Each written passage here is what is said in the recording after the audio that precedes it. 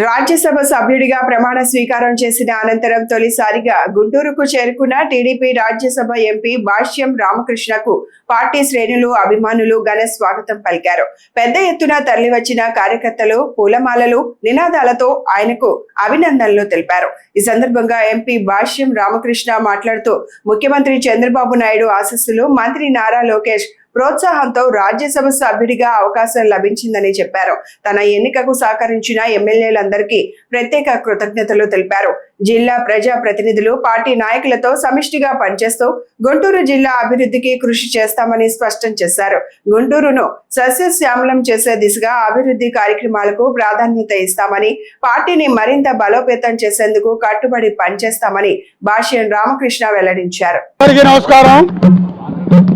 మన తెలుగుదేశం పార్టీ జాతీయ అధ్యక్షులు, మన ముఖ్యమంత్రి వర్యులు శ్రీ నారా చంద్రబాబు నాయుడు గారి ఆశీస్సులతో మా యువ నాయకులు నారా లోకేష్ గారి ప్రోత్సాహంతో నాకు రాజ్యసభ సీటు రావడం జరిగింది.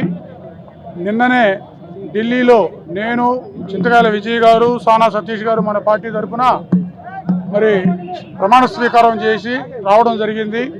ఈ సందర్భంగా మాకు సహకరిస్తున్న మన ఎమ్మెల్యే బూర్ల రామాంజనేయులు గారు, నా భాష్యం ప్రవీణ్ గారు, నజీర్ గారు, మా గల్లా మాధవి గారు, వీళ్ళందరికీ కూడా నా నమస్కారాలు తెలియజేస్తున్నాను. అట్లాగే నిన్న మాకు దగ్గర ఉండి ప్రోత్సాహం ఇచ్చిన మా పార్లమెంటు సభ్యులు, మా కేంద్ర మంత్రివర్యులు పెమ్మసాని చంద్రశేఖర్ గారికి కూడా మా హృదయపూర్వక ధన్యవాదాలు తెలియజేస్తున్నాం. మా అందరం సమిష్టిగా పనిచేస్తూ గుంటూరుని సస్యశ్యామలంగా చేయాలనేదే మా లక్ష్యం. అందుకు ప్రతి ఒక్కళ్ళ కార్యకర్తలు కానీ, నాయకులు కానీ అందరి సహకారం తీసుకొని పార్టీని పటిష్టం చేయటం, గుంటూరుని అభివృద్ధి చేయటం మా ఎజెండాగా పెట్టుకున్నాం. మరి ఈ సందర్భంగా సహకరిస్తున్న ప్రతి ఒక్కరికి కూడా నా నమస్కారాలు. జై తెలుగుదేశం, జై కార్యకర్త.